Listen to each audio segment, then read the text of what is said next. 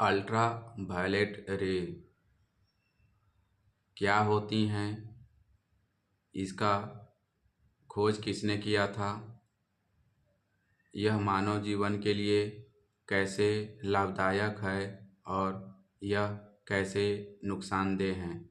तो आज हम परावैंगनिक किरणों के बारे में A to Z डिस्कशन करेंगे। अगर वीडियो अच्छा लगे तो वीडियो को लाइक कर दें, चैनल को सब्सक्राइब कर दें और वीडियो को ध्यान से देखिएगा। इससे आपको परीक्षा के लिए, जनरल नॉलेज के लिए बहुत सारे पॉइंट और डाउट क्लियर हो जाएंगे।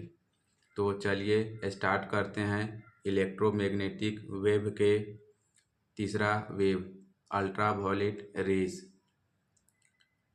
अल्ट्रावायलेट रेज इलेक्ट्रोमैग्नेटिक वेव्स होती हैं। जैसा आप जानते हैं, इलेक्ट्रोमैग्नेटिक वेव्स लाइट के स्पीड से सीधा ट्रेवल करती हैं। इन्हें किसी भी प्रकार के मीडियम जैसे कि सॉलिड, गैस, लिक्विड की आवश्यकता नहीं होती।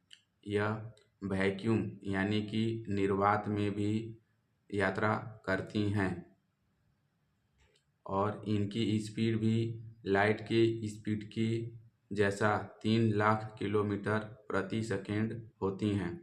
इनका खोज जोहान रिटर के द्वारा 1801 में किया गया था।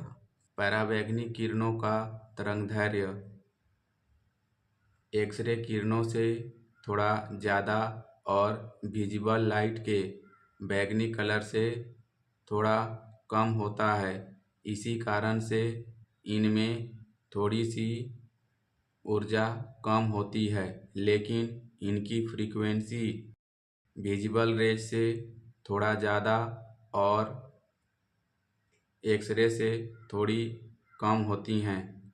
इन्हीं गुणों के कारण यह हमारे दैनिक जीवन के लिए बहुत महत्वपूर्ण भूमिका निभाती हैं। अगर हम इनकी वेवलेंथ की बात करें तो इनका वेवलेंथ 100 आर्मस्ट्रॉन्ग से लेकर के 4000 आर्मस्ट्रॉन्ग तक या 10 नैनोमीटर से 400 नैनोमीटर तक। अगर हम इसे मीटर में देखें तो 10⁻³ मीटर से लेकर के 10⁻⁻6 मीटर तक होती हैं। इनकी फ्रीक्वेंसी लगभग 10⁻14 हर्ट्ज से लेकर के 3 × 10⁻16 हर्ट्ज तक होती हैं। इनका पेनेट्रेशन कैपेसिटी एक्सरे और गामा रेज की तुलना में बहुत कम होती हैं। यह साधारण कांच को भी पार नहीं कर सकती। कुछ लिमिटेशन है इसके, जिन्हें हम आगे देखेंगे। यह गैसों को आयनित करने की क्षमता रखती हैं। एक्सरे की तुलना में यह क्षमता कम होती हैं। यह बैक्टीरिया, वायरस और अन्य सूक्ष्म जीवों को नष्ट करने की क्षमता रखती हैं। सुबह की हल्की धूप जब हमारे बॉडी से टकराती हैं तो इन्वायरमेंट में मौजूद अल्ट्रावायलेट रे हमारे शरीर में विटामिन डी बनाने का काम करती हैं। यह विटामिन डी कैल्शियम और फास्फोरस के ऑब्जर्वेशन में बहुत महत्वपूर्ण भूमिका निभाती हैं। अगर विटामिन डी पर्याप्त मात्रा में न रहें तो हड्डियों में कैल्शियम और फास्फोरस का एब्जॉर्प्शन कम हो जाता है। आइए अब हम अल्ट्रावायलेट ए के कुछ महत्वपूर्ण गुणधर्म को देखें। इनका तरंगदैर्घ्य 315 नैनोमीटर से लेकर के 400 नैनोमीटर तक होता है। अल्ट्रावायलेट ए जब हमारी त्वचा के ऊपरी परत है ना, एपिडर्मिस को भेद कर अंदरूनी परत डर्मिस तक गहराई में पहुंच जाती हैं और त्वचा में मौजूद मेलेनिन पिगमेंट को ऑक्सीडाइज कर देती हैं। जिससे त्वचा का रंग काला पड़ जाता है। इनका असर तुरंत तो दिखाई नहीं पड़ता, लेकिन कुछ दिनों के बाद यह दिखाई देने लग जाता है। इसके वजह से त्वचा का रंग काला पड़ने लगता है। अल्ट्रावायलेट रे त्वचा को जवान रखने वाले मुख्य तत्व जैसे कि कोलेजन और इलास्टिन फाइबर को नष्ट कर देती हैं। जब ये फाइबर टूटते हैं तो त्वचा ढीली पड़ने लगती है और परिणाम स्वरूप अपनी लचक खो बैठती हैं, जिसके कुछ दिनों बाद चेहरे पर झुर्रियाँ एवं रेखाएं दिखाई देने लगती हैं। जब अल्ट्रावायलेट रे प्रकाश कुछ विशेष पदार्थों या रसायनों पर पड़ता है तो वे अंधेरे में चमकने लगते हैं। इसी गुणधर्म के कारण अल्ट्रावायलेट ए प्रकाश को ब्लैक लाइट या काला रोशनी भी कहते हैं।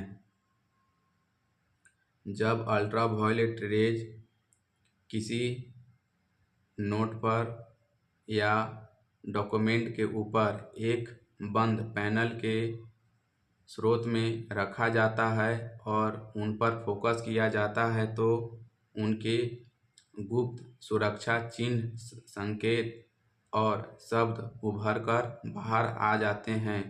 इसी से हम ओरिजिनल और डुप्लीकेट डॉक्यूमेंट का वेरिफिकेशन कर पाते हैं। पहले यह माना जाता था कि केवल अल्ट्रावायलेट बी और सी ही त्वचा के कैंसर के लिए उत्तरदायी होते हैं, परंतु आधुनिक शोध से पता चला है कि अल्ट्रावायलेट ए भी त्वचा के कैंसर का कारण बन सकती हैं। डीएनए नष्ट होने या परिवर्तित होने से कोशिकाओं में भी असामान्य बदलाव होने लगता है, जिसे म्यूटेशन कहा जाता है। आइए अब हम अल्ट्रावायलेट रे बी को देखते हैं। अल्ट्रावायलेट बी का वेवलेंथ 280 नैनोमीटर से लेकर के 215 नैनोमीटर तक होती हैं। इसी कारण से इसकी ऊर्जा स्तर मध्यम यानी कि अल्ट्रावायलेट ए और अल्ट्रावायलेट सी के बीच में होती हैं। अल्ट्रावायलेट ए की तुलना में यूवी बी किरणों में अधिक ऊर्जा होती है, जिसके कारण यह जैविक कोशिकाओं को सीधे नुकसान पहुंचा सकती हैं। कम तरंगदैर्घ्य होने के कारण यह साधारण खिड़कियों के कांच को पार नहीं कर पाती और बादलों द्वारा भी अवशोषित कर ली जाती हैं। इसकी तीव्रता दोपहर में और गर्मी के दिनों में सबसे अधिक होती हैं।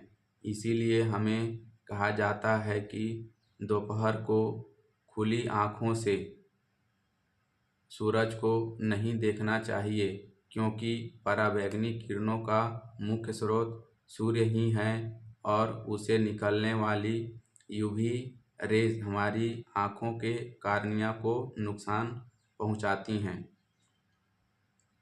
इसी वजह से हमें गर्मी के दिनों में भी सनस्क्रीन और ब्लैक गॉगल्स लगाकर निकलने को कहा जाता है। अल्ट्रावायलेट रे सी इसकी वेवलेंथ सबसे कम होती हैं, लगभग 100 नैनोमीटर से लेकर के 280 नैनोमीटर तक।